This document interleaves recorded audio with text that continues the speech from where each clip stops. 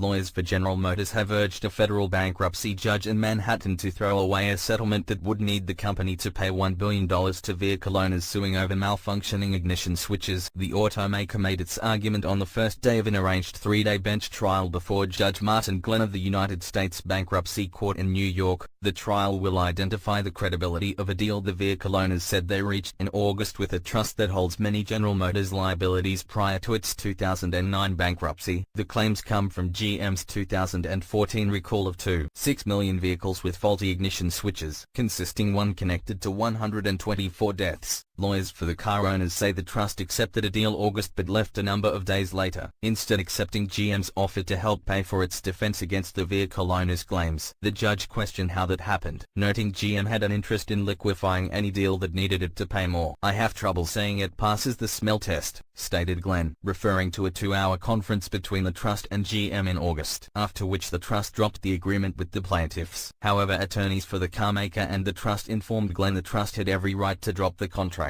"In some cases people just get cold feet, even when they get married," stated Susheel Kirpalani, a lawyer for General Motors, "and the same applies to settlements, Your Honor." The automaker stated the deal with the car owners had never ever been signed, rendering it non-binding. Karlan, a lawyer for the trust, on Monday also stated plaintiff lawyers contradicted each other in their testimony on when the agreement was presumably reached, but the vehicle owners stated the trust acted in bad faith and claimed the agreement was binding even without a signature, indicating discussions and emails with the trust. The settlement required the trust to accept $10 billion in claims to solve about 11.9 million allegations over financial loss and between 400 and 500 personal injury and wrongful death claims. About 2.4 million claims having vehicles involved were sold after automakers' bankruptcy would have stayed pending in another court. General Motors has currently